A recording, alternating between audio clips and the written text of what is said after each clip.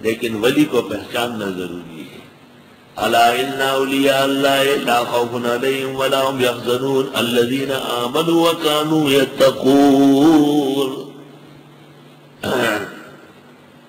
آدم بنوری لاہور آئے تھے اور شاہ جہان کا دارالخلافہ لاہور. تو آدم بنوری کے ساتھ ہر وقت 5000 سرحدی اور افغانی مسلمان ہوتے تھے. بادشاہ کے گماشتوں نے کہا کہ یہ ملنگ اور یہ پیر سلطنت پر قبضہ کر لے گا.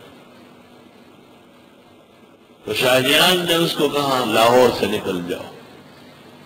حضرت نے کہا مت چھیڑو مجھے. اس نے کہا لاہور میرا ہے، نکل جاؤ یہاں سے. آدم بنوری نے کہا دیکھو کسی مذہب میں بھی اللہ کے نیک بندوں کو ستانا جائز نہیں ہے، مت کرو ایسا.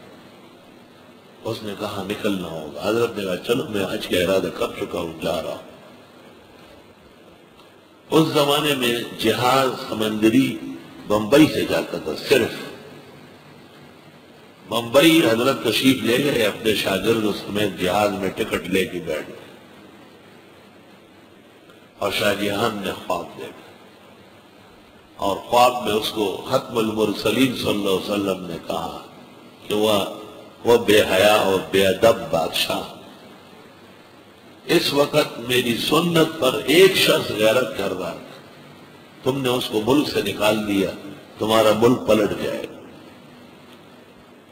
شاہ جہان خواب سے بیدار ہوا اور فعل الفور برید خاص کے ساتھ بمبئی کے گورنر کو لکھا کہ مولانا کو روکو، میں معافی مانگنے آ رہا ہوں. خدا کے لیے مولانا کو روکو اور میں معافی مانگنے آ رہا ہوں. گورنر بمبئی کا جہاز میں اتر آیا اور آدم بنوری کو پیغام دیا. آدم بنوری جذب میں آیا.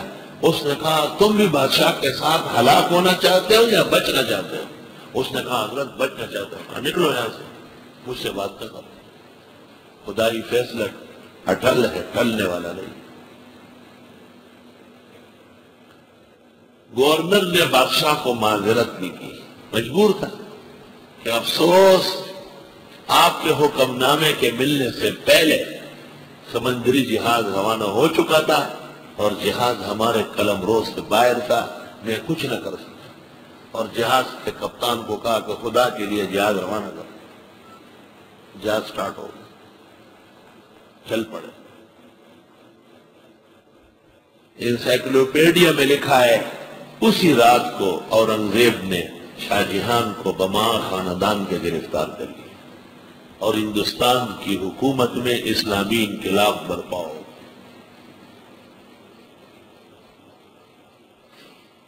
ہے جو قوم میرا خدا رسوا نہ کر، قاتل صاحب دلی نامد بدل. ویز پابند اورنگ نے مچ بخلاص شو او ذکر کڑے لوی بابا شیخ رخم کاریم. نو پدکن کے پڑھو کم دے چم دم کا او زخوڑ لے لوی خاما کٹج دہائیم. استغفر اللہ.